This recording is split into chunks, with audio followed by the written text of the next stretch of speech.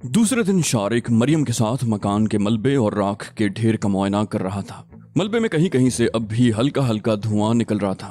8 कमरों में से सिर्फ 2 कमरे ऐसे थे जिनकी छतें अब भी कायम थीं, लेकिन उनके शहतीर भी आधे जल चुके थे और वो छतें भी किसी भी वक्त गिर सकती थीं।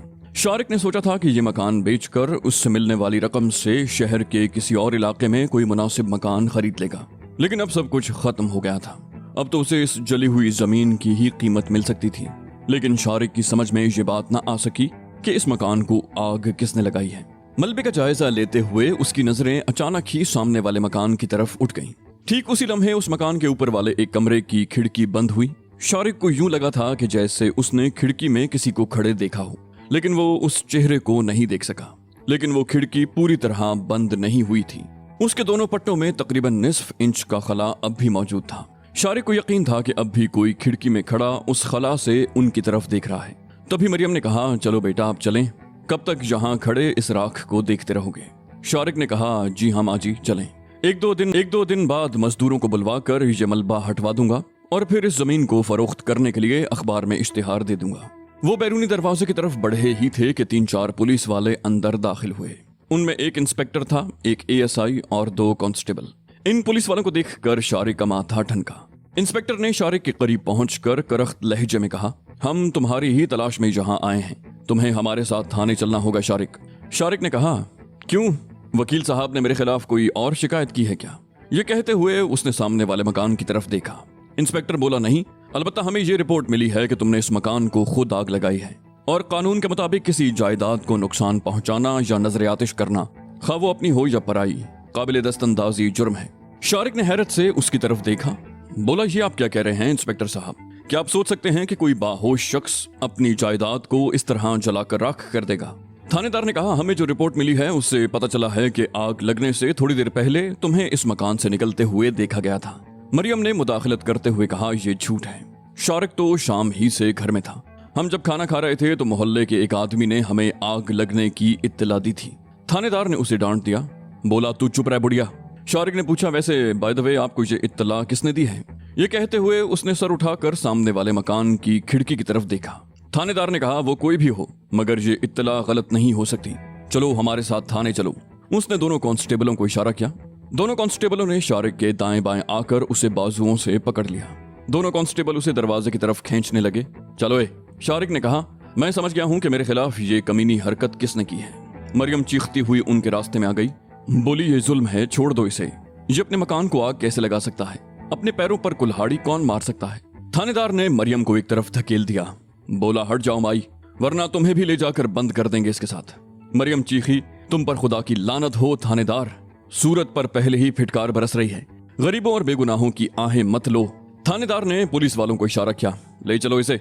वो लोग शारिक को पकड़कर गली में आ गए।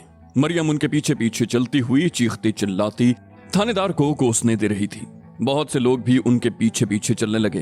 बाज लोग ऊंची आवाज में पुलिस वालों को बुरा भला कह रहे थे, मगर थानेदार और पुलिस वालों पर मरियम के कोसनों और लोगों की बातों का कोई असर नहीं हो रहा था। वो ऐसे चिकने घड़े थे जिन पर पानी की एक बूंद भी नहीं ठहरती थी। लोहारी गेट के अंदर गलियों के चौक पर पहुंचकर मरियम रुक गई। वो अब भी चीख चीख कर थानेदार को बद्दुआएं और कोसने दे रही थी। एक दुकानदार ने पूछा, क्या हुआ मरियम बहन, क्यों चीख रही हो? मरियम घर का सौदा वगैरह हमेशा उससे लिया करती थी और वैसे भी मोहल्ले के तकरीबन सभी लोग उसे जानते थे। मरियम चीखी, कख न रहे इस टटपुंजिए मरन जोगे थानेदार का। वो शिफात के बेटे को पकड़ कर ले गया है, कहता है कि अपने घर को इसने आग खुद लगाई थी। दुकानदार ने कहा, मरियम बहन, ये पुलिस वाले होते ही ऐसे हैं, जिसको चाहें बादशाह बना दें और जिसको चाहें पकड़कर जेल में बंद कर दें। मलिक साहब के पास जाओ, वो छुड़वा लाएंगे शिफात के बेटे को, वरना पुलिस वाले इसे फिर लंबे अरसे के लिए जेल भिजवा देंगे। मरियम बोली, मैं अभी जाती हूँ। ये कहती हुई वो एक गली में मुड़कर तेज तेज चलने लगी। वो बड़बड़ाते हुए बदस्तूर थानेदार को कोस रही थी। लोग मुड़ मुड़ कर उसकी तरफ देख रहे थे। मलिक मुनीर का शुमार उस इलाके के मुअज़्ज़िज़ीन में होता था। उसे सियासत से शगफ था। कोरा अनपढ़ आदमी था, मगर उसके पास पैसे की कमी नहीं थी। रेलवे स्टेशन के सामने उसका एक होटल था और लंडे बाजार में 5-6 दुकानें जो उसने किराए पर दे रखी थी। क़याम पाकिस्तान के वक्त उसका बाप तांगा चलाता था। उसने रेलवे स्टेशन वाले होटल और लंडा बाजार की उन दुकानों पर कब्जा कर लिया जो हिंदू छोड़ गए थे। लोहारी गेट वाला मकान भी एक सिख की मिल्कियत था। मकान क्या था, पूरी हवेली थी। उस वक्त कुछ और लोगों ने उस मकान पर कब्जा करने की कोशिश की, मगर मुनीर का बाप तलवार निकाल कर खड़ा हो गया था। मुनीर के बाप ने तांगा चलाना छोड़ दिया। चालाक आदमी था, कुछ लोगों से ताल्लुकात भी थे। भाग दौड़ करके उसने ये सारी जायदाद अपने नाम लिखवा ली। मुनीर का बाप खुद तो 8 जमातें पढ़ा हुआ था। उसने मुनीर को पढ़ाने की कोशिश की, मगर 5वीं जमात से आगे न जा सका। बाप ने भी उस पर दबाव नहीं डाला कि उसे कौन सा नौकरी करनी है। अनपढ़ होने के बावजूद मुनीर ज़हीन आदमी था। उसने जल्द ही बाप का कारोबार संभाल लिया। बहुत थोड़े अरसे में उसने न सिर्फ मैकलोड रोड पर एक और होटल खरीद लिया, बल्कि समनाबाद में जमीन खरीद कर उस पर शानदार कोठी भी बनवा ली। मैकलोड रोड वाला होटल ठेके पर और समनाबाद वाली कोठी एक नामवर फिल्म एक्ट्रेस को किराए पर दे रखी थी। उसने खुद उस मोहल्ले में रहने को तरजीह दी। अलबत्ता उस पुरानी तर्ज की हवेली की जगह एक जदीद तर्ज का खूबसूरत मकान बन चुका था, जिसके दरवाजे के साथ वाली दीवार पर संगमरमर की सिल लगी हुई थी, जिस पर जली हुरूफ में मलिक मुनीर हाउस कंदा था। मुनीर को मालूम नहीं था कि उसके बाप की जात क्या थी। उसका बाप जब तांगा चलाता था तो लोग उसे बशीरा तांगे वाला कहते थे। जब वो साहिब जायदाद बना और रेशमी लाचा, कल्फ लगा हुआ सफेद कुर्ता और उजली सफेद पगड़ी बांध कर होटल के काउंटर पर बैठने लगा तो लोगों ने उसे मेहर जी कहना शुरू कर दिया। मगर मुनीर के एक दोस्त ने मजाक में उसे मलिक कहकर पुकारा तो ये लफ्ज उसे अच्छा लगा।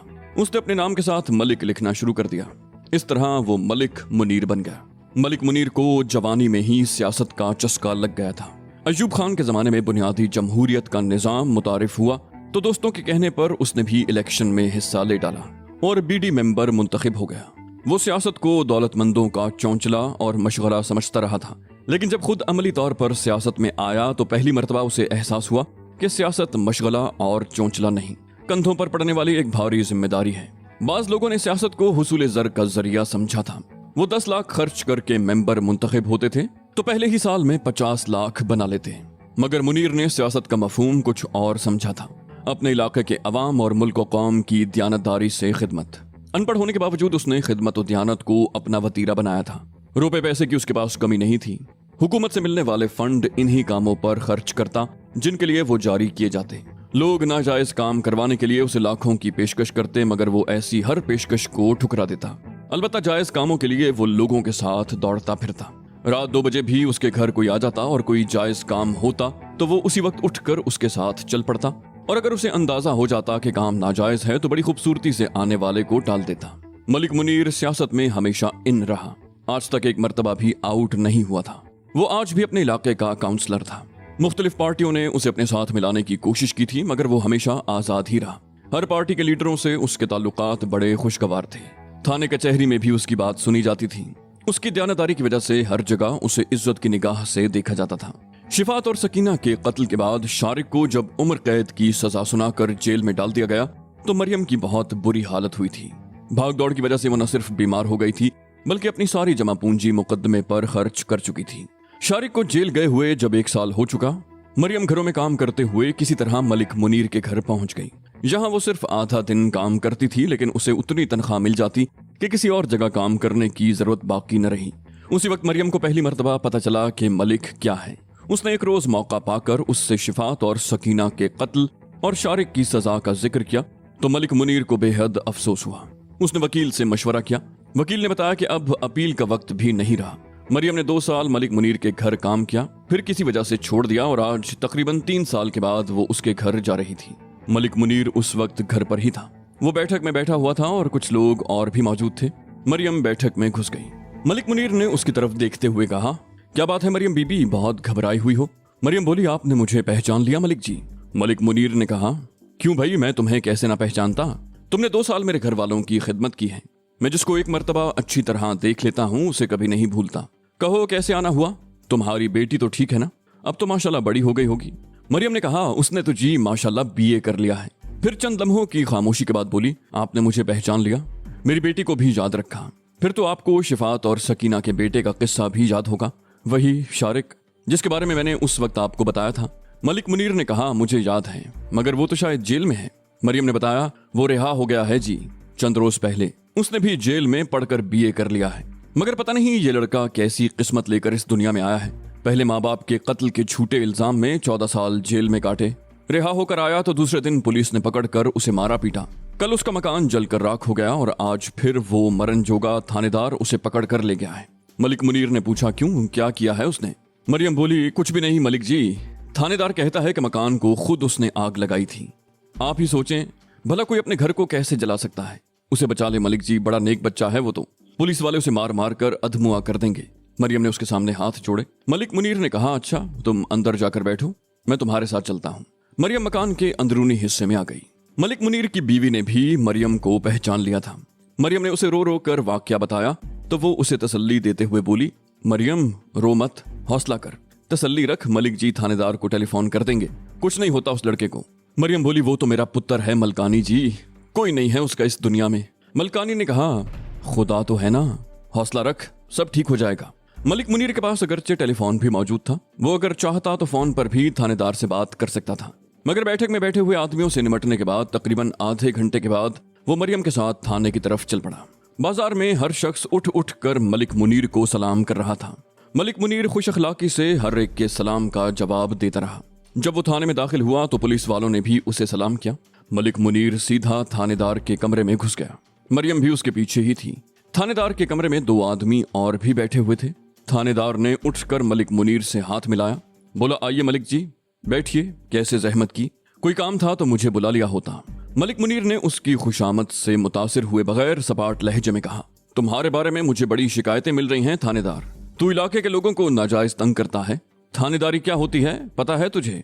थानेदार कनखियों से मरियम की तरफ देखने लगा, बोला, बात क्या है मलिक जी?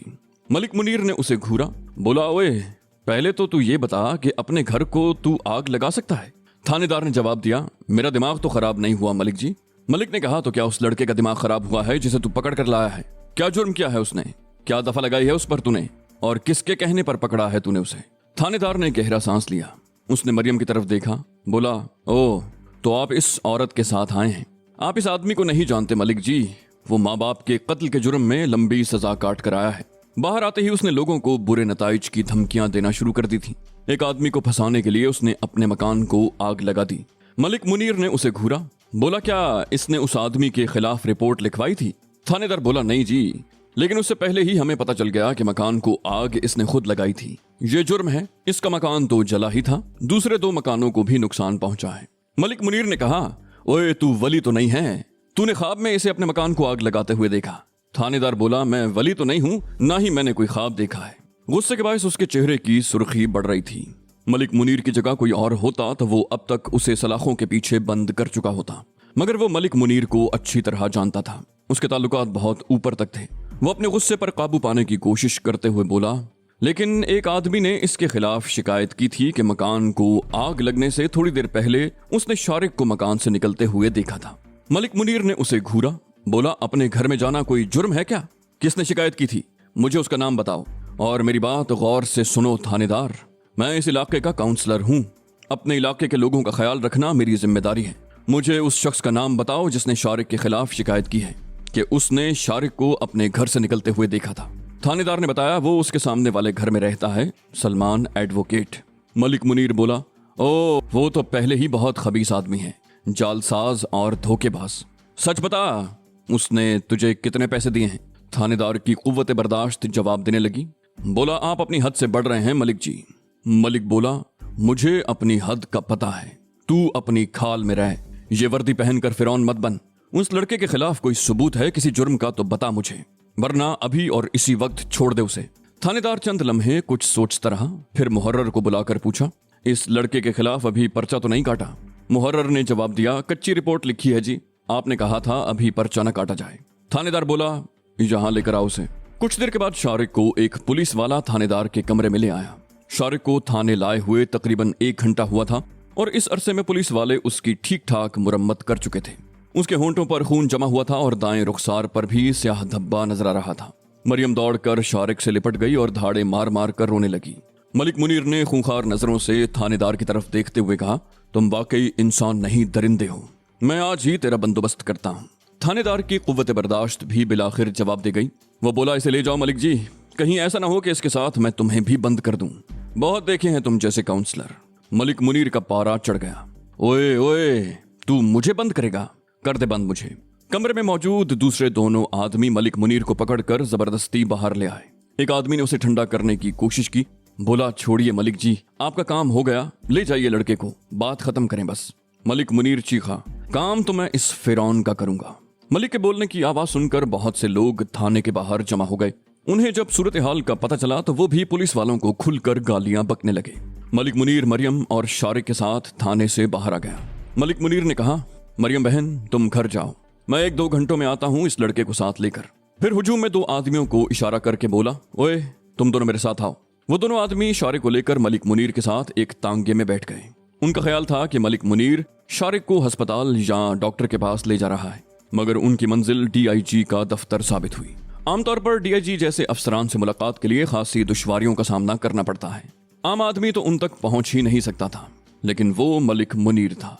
काउंसलर होना भी कोई बड़ी बात नहीं थी, लेकिन मलिक मुनीर एक दयानतदार और बेखौफ आदमी था। शहर में उसे खासी शोहरत हासिल थी।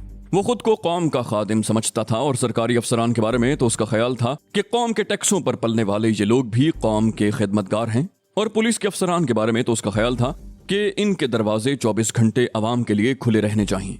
लेकिन मामला इसके बिल्कुल बरक्स था। आम आदमी के लिए DIG के रुतबे के पुलिस ऑफिसर तक पहुंचना ऐसा ही था जैसे कोई गदागर बादशाह सलामत के दरबार तक रसाई हासिल करने की कोशिश कर रहा हो। पुलिस हेडक्वार्टर की बिल्डिंग में दाखिल होना भी एक आदमी के लिए निहायत कठिन मरहला था। लेकिन मलिक मुनीर अपनी काउंसलरी की बुनियाद पर पर्ची बनवाकर अंदर दाखिल होने में कामयाब हो गया। लेकिन रास्ते में बीसियों और रुकावटें खड़ी थीं। साहब मीटिंग में हैं, साहब मसरूफ हैं, आज मुलाकात का दिन नहीं, क्या साहब ने पहले से मुलाकात का वक्त दे रखा है, दरखास्त लिख कर दे जाइए, आपको बुला लिया जाएगा, वगैरह वगैरह।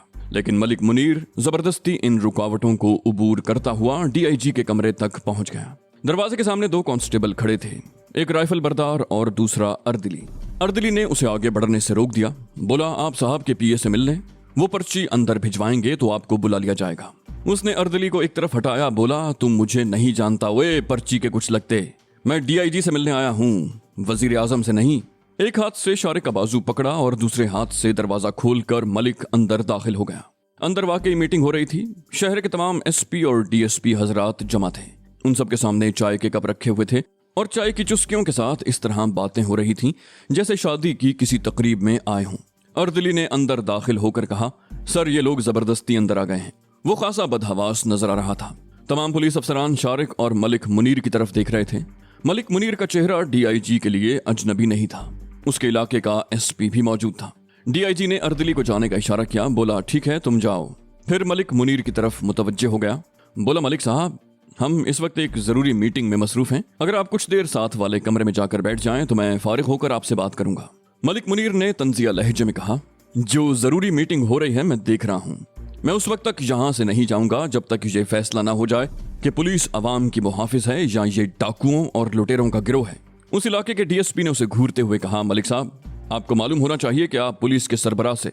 मलिक मुनीर ने उसे टोक दिया, आप चुप रहो जी, पुलिस का सरबराह तो शहरियों का मुहाफिज होता है, लेकिन आप लोग क्या कर रहे हैं, एयर कंडीशन कमरों में बैठकर चाय पी रहे हैं और अपने मातहतों को खुली छुट्टी दे रखी है कि लोगों के साथ जो सलूक चाहें करते रहें। DSP बोला, आपकी जो शिकायत है वो।